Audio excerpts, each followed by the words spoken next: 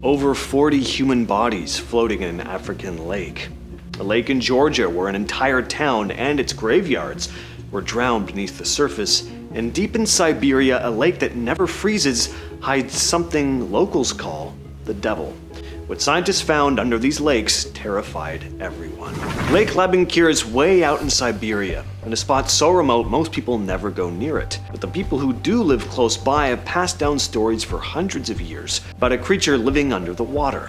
They call it the devil, a massive shape that moves beneath the surface. Most people wrote it off as a myth until a group of Russian scientists went diving there and claimed that they actually found something. According to the Siberian Times, geologist Viktor Verdokoblov said, "We managed to find remains of jaws and skeletons of some animal." He said, "People have guessed for years it might be a giant pike or some sort of reptile or amphibian." The team was exploring the lake floor with scanners and equipment when they spotted what looked like a large jawbone and skeleton. But they also never brought anything back up to prove it, so Even without the supposed monster though, the lake's pretty weird on its own. Every other lake in the area freezes solid in winter, but Labynkyr doesn't. It stays around 36 degrees Fahrenheit. Scientists think there could be hot springs under it, which makes sense since the area is full of volcanic rock and seismic activity. And Moscow researcher Emilia Nova said sonar scans picked up several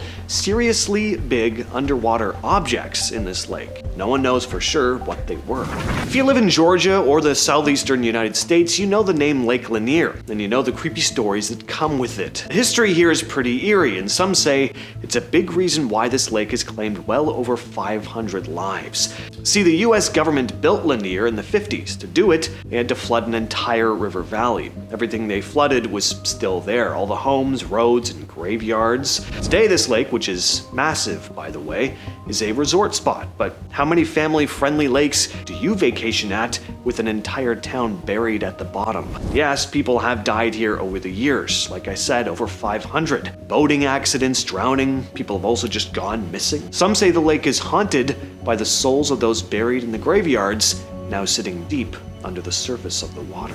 Next up, we have Lake Rweru in East Africa. Back in August of 2014, fishermen operating on the lake, which sits right on the border of Rwanda and Burundi, started pulling in bodies. Not the bodies of fish though. They were recovering over 40 unidentified human bodies, floating in the water in plastic bags. Not only were the bodies decomposing, they showed clear signs of severe trauma. Something had happened here, but after this disturbing find, there was just silence. Neither country would claim the victims, and no one would take responsibility of investigating the deaths. So as for who these people were and their exact cause of death, we have no idea. But 40 plus people dumped into a single lake, obviously this was a mass crime. Something was being covered up.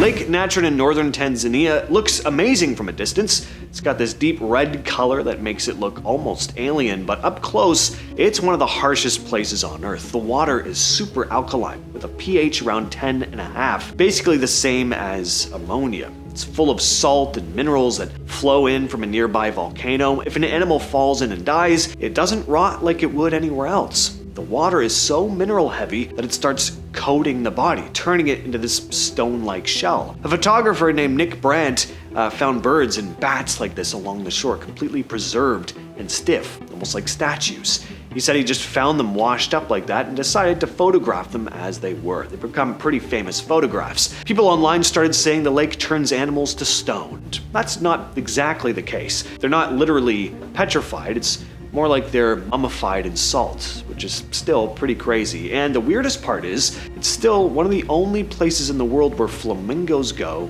to breed. Roopkund Lake sits way up in the Indian Himalayas, over 5,000 meters above sea level. For most of the year, it's frozen solid, totally unreachable, but when the ice melts, the lake reveals hundreds of human skeletons. For a long time, people assumed everyone had died in one huge disaster. The leading theory was that some freak hailstorm had wiped out a group of travelers hundreds of years before. But then DNA testing came along, and now there are more questions than answers. Turns out the skeletons aren't all from the same people or even the same time. There are at least 3 distinct groups from completely different parts of the world. Some look like locals, some come from the Eastern Mediterranean, and others from Southeast Asia. So for whatever reason, people were dying here in separate events over hundreds of years. Scientists still don't know why. Some think they were pilgrims, traders, or villagers caught in storms or trying to cross the mountains, but there's still no single explanation. Alatsee is a small mountain lake in Bavaria, Germany, but it's far from peaceful. The water looks clear and calm, but dive a little deeper, things get strange. The lake has layers of water that don't really mix, and at the bottom, there's this thick layer of red, sulfur-rich bacteria that divers call the blood cloud, and it's dangerous. Over the years, divers have mysteriously died or vanished without a trace here. Another part of the lake's creepy reputation comes from its history. Rumor has it that the Germans used this lake during World War II to hide stolen gold. So there are a lot of people willing to take the extra risk in order to find it. Scientists have studied the lake, and while the red layer is natural, it does prevent normal life from existing deep down. Fish can survive in the upper layers, but the bottom is basically a dead zone. Lake Perućac sits on the Drina River, right on the border of Bosnia and Serbia. Wouldn't know looking at it, but back in the late 90s, during the Kosovo War, this lake got used for something terrible. Soldiers and militias dumped bodies into the water to hide them. Nobody really knew what was down there till 2010. That year, workers had to lower the water for dam maintenance. What they found were mass graves along the shore of bodies in the river. A lot of them looked like they'd been executed. There were dozens of them. Now the lake is quiet again, but you can sit on the shore and it looks like any other peaceful river lake, but the water still hides that history. Lake Superior, bordering the United States and Canada, is the largest of the Great Lakes, and it's absolutely unforgiving, infamous for swallowing up ships. In 1927, the SS Kamloops, a Canadian freighter carrying coal, hit a massive storm and sank near Isle Royale. Most of the crew never made it out. The ship wasn't found until 1977, 50 years later, sitting under more than 200 feet of freezing water. Now, because the lake is so cold and fresh, the wreck was incredibly well preserved. Divers who explored it found parts of the ship still intact: cargo holds, machinery, some personal items like boots and tools. But the most disturbing discovery was a body, which came to be nicknamed Old Whitey. According to divers, the man's clothing and some skin were still there, frozen by the cold water. And the Kamloops is just one example. Lake Superior has claimed over 6,000 lives and dozens of ships over the years. Lac de Gafsa is what's called a mystery lake. Ooh, a mystery lake. So in August of 2014, people in the Tunisian desert near Gafsa suddenly noticed a lake that hadn't been there before. One day there was dry land, and the next, beautiful turquoise water.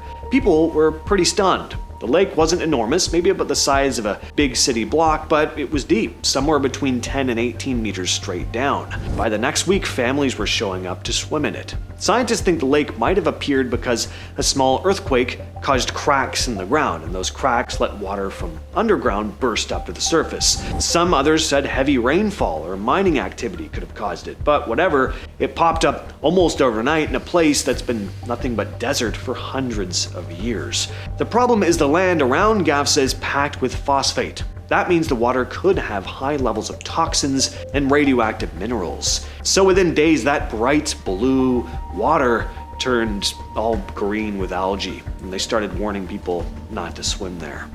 Pitch Lake in Trinidad is not a lake in the normal sense. It's not water. It's basically a giant black bubbling sea of asphalt spreading across more than 100 acres. The surface looks solid at first, but it's soft in spots. And if you step the wrong place, your feet sink into this sticky tar. Steam rises here and there, and it gurgles like it's alive. Over the years, people have found all sorts of stuff trapped in it too. Ancient human bones, old tools, prehistoric trees. The lake acts like this slow, sticky time capsule. Anything that falls in gets buried layer by layer. Workers still mine bits of the asphalt for roads, but it's dangerous. You wander too far from the paths, you can get stuck in the goo. The lake is constantly moving, extremely slowly, but still, it shifts enough that miners have to adjust where they cut and pile the asphalt.